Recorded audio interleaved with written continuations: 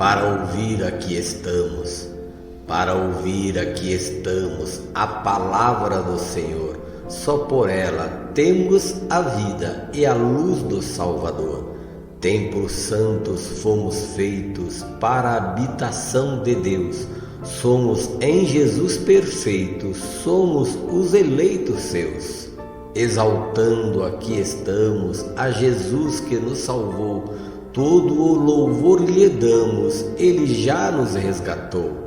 Nós devemos ser-lhe gratos pelo seu imenso amor.